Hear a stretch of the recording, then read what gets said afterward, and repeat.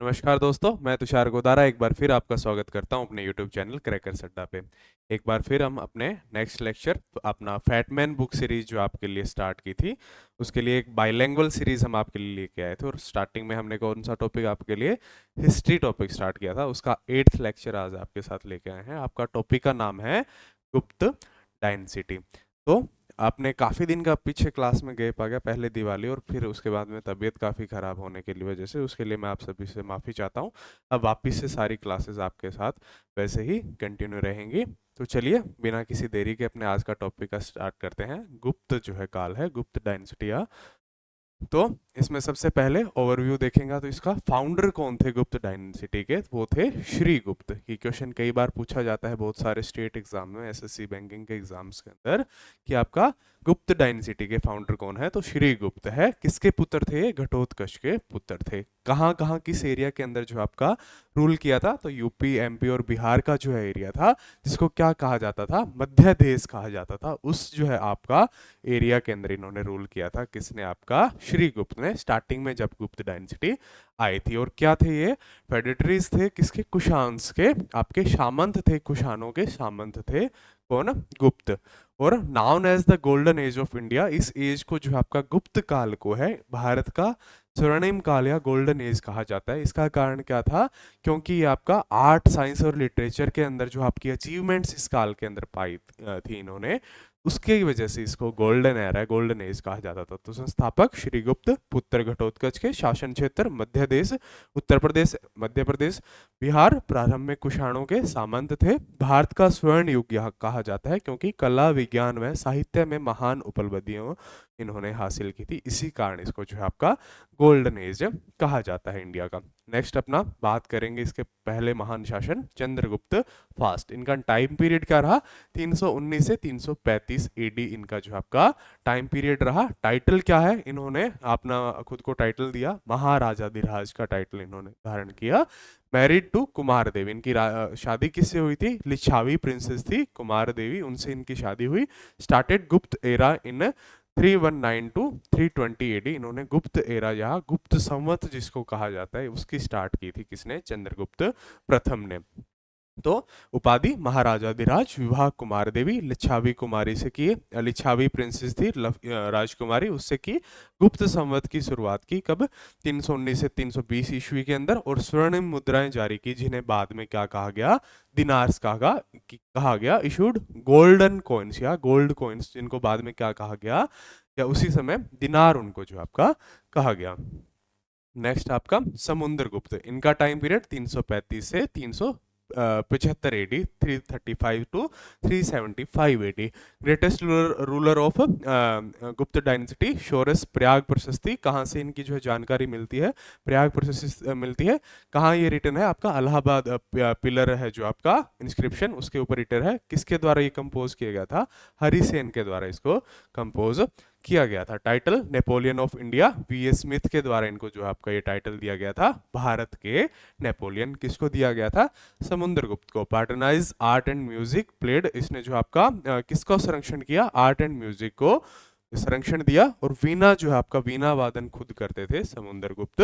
और defeated many kings, expanded the empire, बहुत सारे राजाओं को हराकर इन्होंने जो है गुप्त वंश को जो है आपका विस्तारित किया। गुप्त वंश का सर्वश्रेष्ठ शासक, स्त्रोत प्रयाग प्रशस्ति, इलाहाबाद स्तंभ पर लेख है। लेखक कौन थे इसके? हरिसेन थे। वी.एस. स्मिथ द्वारा भारत का नेपोलियन इनको कहा गया।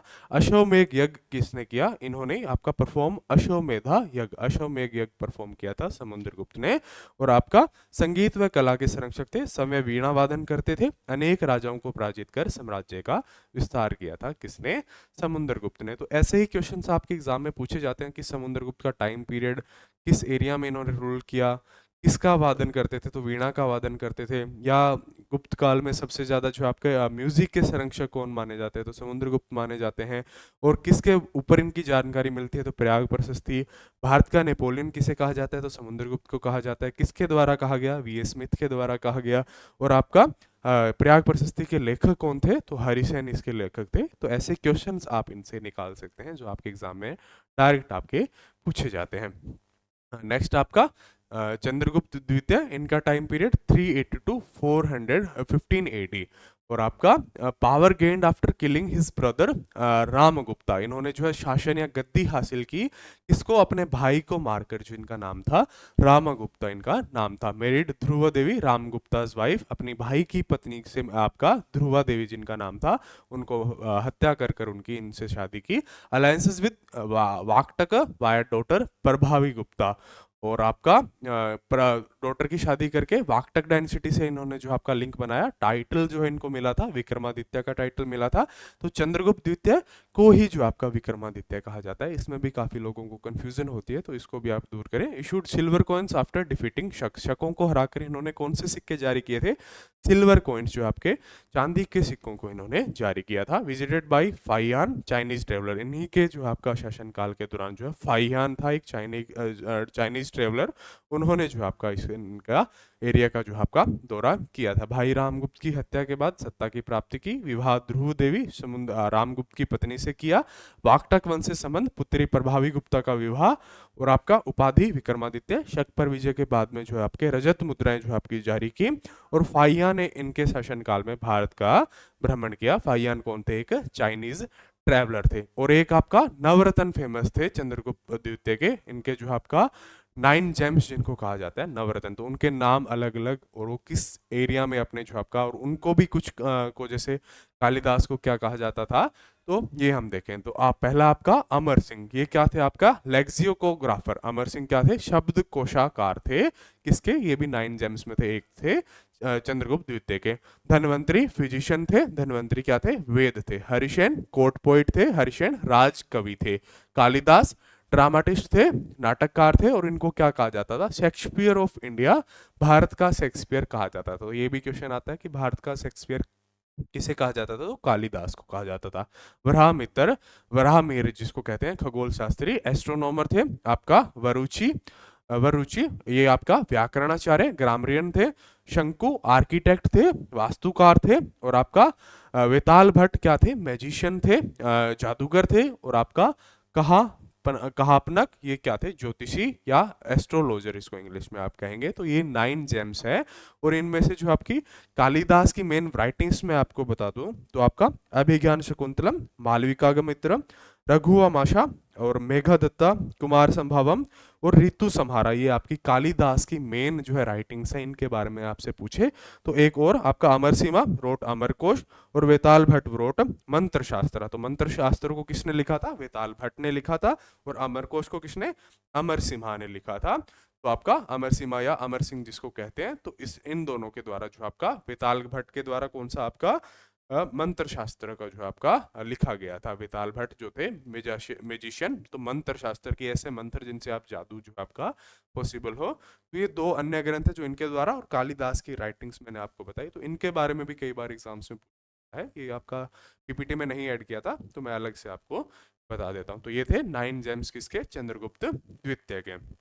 कुमारगुप्त नेक्स्ट आपका, कुमारगुप्त फास्ट, इनका time period 415 to 455 AD, son of Chandragupta द्वितीय। एम्पायर अटैक्ड बाय हुन्स, इनके जो आपके हुनों ने इनके एम्पायर पे जो आपका आक्रमण किया था। और नालंदा विश्वविद्यालय की स्थापना किसने की थी?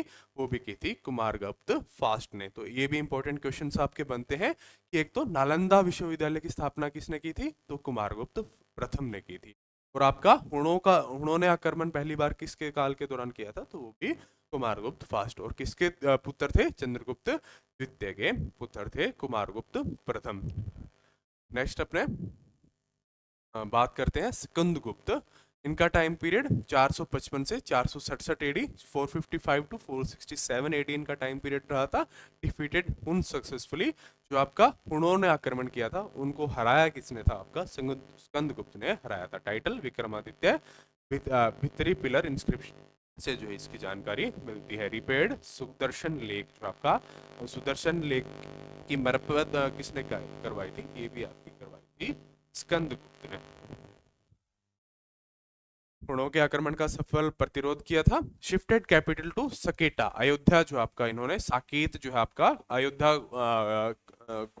कैपिटल को अयोध्या इन्होंने शिफ्ट कर ली थी, वो भी किसने की थी, स्कंदगुप्त ने। तो हुणों के आक्रमण का सफल प्रतिरोध किया। उपाधि विक्रमादित्य। स्रोत भित्री स्तंभ लेख से मिलता है। सुदर्शन झील की मरम्मत, ये बहुत एग्जामों में पूछे जाते हैं कि सुदर्शन झील की मरम्मत करने वाले कौन से गुप्त शासक थे, तो वो थे स्कंदगुप्त। और आपका राजधानी अयोध्या साकेत में इन्होंने स्थानांतरित की। नेक्स्ट आपका गुप्त एडमिनिस्ट्रेशन की बात करें तो डिसेंट्रलाइज एम्पायर था ये आपका, विकेंद्रीकृत जो आपकी शासन प्रणाली थी। और आपका डिविजन्स की बात करें प्रशासनिक इकाइयों की, तो भुक्ति जिसके अधिकारी क्या थे, अंडर उपरिका। तो अधिकारी, मेन अधिकारी की बात करें तो कौन था, भुक्ति का जो आपका ऊपरी का मेन अधिकारी था। नेक्स्ट आपका विषय, जिसका आपका विषयपति मेन जो आपका चीफ था। विधि, उसका आपका नगरपति जो है मेन चीफ था, इसके अंडर ये आती थी। विलेज जो आपका ग्रामिका के अंडर आता था। आपका विकेंद्रीकृत शासन प्रणाली, प्रशासनिक इकाइयां कौन कौन सी थी, भुक्ति, विषय, विधि और ग्राम जो है 4 प्रशासनिक इकाइयों में ये बटा हुआ था, जिसमें अधिकारी आपका उपरिक, विषयपति और नगरपति और ग्रामिक, इनके अंडर ये चारों जो आपकी प्रशासनिक इकाइयां जो आपकी आती थी। नेक्स्ट अपने बात करें इंपॉर्टेंट ऑफिसर्स, तो आपका कुमार मात्यास, ये क्या था, प्रोविंशियल ऑफिसर जो आपका, प्रोविजनल ऑफिसर जिसको कहते हैं आप, पीओ जो है आज के टाइम पे कहते हैं, तो वो क्या थे, कुमार मात्या। और नेक्स्ट आपका महादंड नायक जो आपका मिनिस्टर ऑफ जस्टिस जिसको कहा जाता है। नेक्स्ट आपका संधि विग्रह, शांति, officer of war and peace, शांति और युद्ध का अधिकारी जिसको क्या कहा जाता था, संधि विग्रहिक जो इसको कहा जाता था। और नेक्स्ट आपका नगर श्रेष्ठी, chief banker of the city, नगर का मुख्य बैंकर। कुमार मात्या प्रांतीय अधिकारी, महादंड नायक न्याय मंत्री, संधि विग्रहिक शांति व युद्ध का अधिकारी, नगर श्रेष्ठी नगर का मुख्य बैंकर। तो इसके बारे में भी कि ये क्या काम करता था, ये जैसे नगर श्रेष्ठी का पूछ लिया तो गुप्त एम्पायर के दौरान में इस ऑफिसर का क्या था, तो ये नगर का मुख्य बैंकर होता था। तो बैंकर ऑप्शन में हो तो उसको आप राइट टिक करेंगे। तो ऐसे कुमार मात्या प्रांतीय अधिकारी था। न्याय मंत्री कौन था, तो वो था महादंड नायक, दंड देने की जिसके पास शक्ति हो, न्याय करने की जिसके पास शक्ति हो। और युद्ध और शांति का तो वो संधि विग्रहिक जो आपका था, वॉर एंड पीस का जो आपका ऑफिसर था वो संधि विग्रहिक। नेक्स्ट आपकी बात करें गुप्त इकोनॉमी की, तो टैक्सेस किस किस टाइप के थे, तो भाग था वो जो आप प्रोड्यूस करते थे, कल्टीवेट करते थे फसल, उसका 1/6 पार्ट जो आपका, इसको कर को क्या कहा जाता था, भाग कहा जाता था, कि इतना हिस्सा, इतना भाग उसका जो आपका ऑफिशियल टैक्स था। ये तो किस पे था, खेती पर था।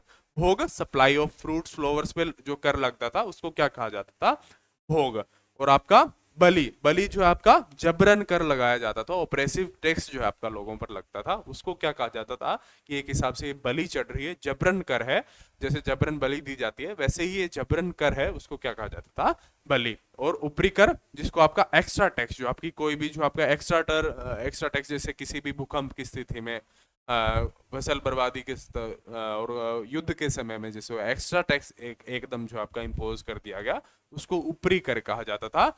या विष्टि, फोर्स लेबर, जो आपका किसी को भी ऐसा दंड दे देना कि आपको जो है इतने समय तक यहाँ पे बिना पैसों के जो आपका वर्क करना है, उस कर को क्या कहा जाता था, विष्टि कहा जाता था। और फिर नया स्पेशल पर्पस टैक्स जो है, विशेष प्रयोजन हेतु कर, जैसे किसी महान जो है मंदिर का निर्माण उस काल में हो रहा है, या जैसे युद्ध को ही मान लें, तो उस समय जो कर लगाया जाता था उसको क्या, हिरण्य कर, जो आपका स्पेशल पर्पस, किसी विशेष जो आपका उद्देश्य के लिए जो कर लगाया जाता था उसको हिरण्य जो आपका कहा जाता था। नेक्स्ट अपना गुप्त आर्ट एंड कल्चर, उस समय की कुछ जो आपकी फेमस आर्किटेक्चर्स है उसका निर्माण किसने करवाया था, ऐसे क्वेश्चन जो है आपके आते हैं। तो आपका पहला वराह मूर्ति, वराह आइडल जिसको कहा जाता है, उसका निर्माण चंद्रगुप्त द्वितीय, और कहा, विदिशा के अंदर इसका निर्माण किया। नेक्स्ट आपका दशावतार टेम्पल, ये कहाँ है, देवगढ़ ललितपुर यूपी के अंदर स्थित है। नेक्स्ट आपका Bhitargaon temple, dedicated to Krishna. तो ऐसा क्वेश्चन आपका बने कि भीतरगांव टेम्पल किस जो आपका देवी देवता को जो आपका डेडिकेटेड है, तो किसको है, भगवान कृष्ण को, कृष्णा को डेडिकेटेड है भीतरगांव टेम्पल। ये आपका ब्रिक टेम्पल भी इसको कहा जाता है। बाघ केव्स, बाघ गुफाएं, ये कहाँ है, एमपी के अंदर है। और मुराल पेंटिंग्स के लिए आपका, जिसको भित्ति चित्र भी आपका कहा जाता है, उसके लिए फेमस है बाघ केव्स। वराह मूर्ति चंद्रगुप्त द्वितीय द्वारा विदिशा में निर्मित। दशावतार देवगढ़ ललितपुर उत्तर प्रदेश के अंदर। भीतरगांव भगवान कृष्ण को समर्पित। ईंट का प्राचीन मंदिर जिसको कहा जाता है तो ईंटों का सबसे प्राचीन मंदिर या ब्रिक टेम्पल जिसको किसको कहा जाता है, ये भी क्वेश्चन बन रहे हैं। तो भीतरगांव टेम्पल आपका है। बाघ गुफाएं मध्य प्रदेश के अंदर है, और भित्ति चित्रों के लिए जो आपका ये फेमस है बाघ केव्स। तो ये मेन है गुप्त आर्ट एंड कल्चर की जो आपकी कलाएं हैं। नेक्स्ट आपका इसके बाद में आती है वाकटक डायनेसिटी। इसके फाउंडर कौन है, विंध्य शक्ति, फेडिटरीज ऑफ सातवाहन। ये किसके सामंत थे, सातवाहन के सामंत थे। सपोर्टेड गुप्त लेटर, और इन्होंने जो आपका बाद में किसको जो है सपोर्ट किया था और किसको समर्थन दे दिया था, गुप्त को जो है आपका, या गुप्तों के सहयोगी ये बन गए थे, इसीलिए अपने इसको गुप्त एम्पायर के अंदर जो आपका पढ़ रहे हैं। और फॉलोड ब्राह्मणिज्म आल्सो पार्टनाइज बुद्धिज्म, जो आपका किसको, आपका ब्राह्मण धर्म के अनुयायी थे और बौद्ध धर्म के भी संरक्षक थे। कौन, वाकटक डायनेस्टी लोग। Built Ajanta caves, Buddhist artist, और आपका इन्होंने जो आपका कौन सी जो आपकी केव्स, अजंता गुफाओं का निर्माण किया। वाकटक काल की बौद्ध कला का उत्कृष्ट उदाहरण है ये आपकी अजंता केव्स। संस्थापक विंध्य शक्ति, किसके, वाकटक डायनेसिटी के। सातवाहनों के सामंत थे, बाद में गुप्तों के सहयोगी बन गए थे, और ब्राह्मण धर्म के अनुयायी थे पर बौद्ध धर्म के भी संरक्षक थे। अजंता गुफाएं वाकटक काल की बौद्ध कला का उत्कृष्ट उदाहरण है। तो ये आपका इनका जो आपका एरिया था कि जिस एरिया में ये वाकटक डायनेसिटी फैली हुई थी इंडिया के उस समय। तो यही थी अपनी क्लास। इसमें हमने पहले गुप्त एम्पायर के दौरान आपका कौन कौन से, चंद्रगुप्त फर्स्ट, समुद्रगुप्त, चंद्रगुप्त द्वितीय, और आपका फिर कालिदास के बारे में पढ़ा, कुमारगुप्त, स्कंदगुप्त। स्कंदगुप्त का आपका मेन कार्य हमने पढ़ा। सुदर्शन लेक का जो है इन्होंने टाइटल क्या था, विक्रमादित्य। और जहाँ सोर्सेस का थी इसकी भित्री पिलर इंस्क्रिप्शन। और उसके बाद में जो इकोनॉमी, कल्चर, आर्ट के बारे में, इसके बारे में पढ़ा। नेक्स्ट आपकी जो आपकी क्लास रहेगी वो रहेगी आपकी किसी पोस्ट गुप्त डायनेसिटीज, जैसे इस गुप्त एम्पायर के एंड के बाद में पहला जो है शासनकाल पुष्यभूति या वर्धमान डायनेसिटी स्टार्ट हुई थी, उससे अपने स्टार्ट करेंगे। इस जो आपकी पूरी जो आपकी इसके अंडर में कितनी क्लास आपकी और बच गई है, 2 क्लास और आपकी। एक तो पोस्ट गुप्त डायनेसिटीज, एक संगम एज, एक आपका जो है आपका ट्रिपैरेट स्ट्रगल जो आपका, और या चोलास के बारे में जो पढ़ना। तो 3 क्लासें इसके बारे में और बच गई है आपकी। टोटल मैंने बताया था कि इसके अंदर आपकी पोस्ट गुप्त, संगम और ट्रिपैरेट स्ट्रगल। तो इन तीनों क्लासों के बाद में जो अपना पूरा जो आपका एंशिएंट हिस्ट्री के पार्ट को अपने समाप्त करेंगे आपके साथ। तो धन्यवाद, आप सभी ऐसे ही अपनी क्लास के लिए प्यार बनाएं। जल्दी से जल्दी सब्सक्राइबर्स को भी प्लीज़, कि मेरे को भी मोटिवेशन मिले कि मैं जल्दी जल्दी आपके लिए क्लासेस ले, ज़्यादा से ज़्यादा लोगों में क्लास को शेयर करें, चैनल को सब्सक्राइब करें, और वीडियो को पूरा देखें अंत तक। और कुछ भी कमी लगे आपको, अच्छा बुरा जो भी, प्लीज़ कमेंट में आप जरूर करें, तो मेरे को ये भी फील होता है कि आप क्लास को पूरा देखते हैं। और कुछ भी इसमें कमी लगे, मैं इसको आगे की क्लासेस में जो भी छूटता है, पीछे आगे मैंने बोला था कि पूरी कंबाइंड क्लास, जैसे एक ही क्लास में आपकी पूरी एंशिएंट हिस्ट्री को कंबाइन करके, तो उसके अंदर कुछ भी यहाँ छूटेगा उसको ऐड ऑन करके आपके साथ जो ऐड करेंगे। उसके बाद में हम इसके क्वेश्चंस भी स्टार्ट करेंगे। सिर्फ हिस्ट्री नहीं, मैंने आपको बताया था कि पूरी जो आपकी फैटमैन बुक से, पूरे जो फैटमैन में जो सारे सब्जेक्ट्स है उसको आपके साथ हम पूरा करेंगे, और बाइलैंग्वेज में पूरा करेंगे। क्योंकि इस बुक में पढ़ने को सबसे बड़ी दिक्कत, मैं जरूर आपको कहूँगा इस बुक को खरीदिए, बहुत अच्छी किताब है। बस एक कम है कि आप बाइलैंग्वेज अगर पढ़ना चाहते हैं तो इस क्लास को आप जरूर देखें, और पूरी सीरीज के लिए प्यार आप बनाए रखें। Thank you, best of luck आप सभी।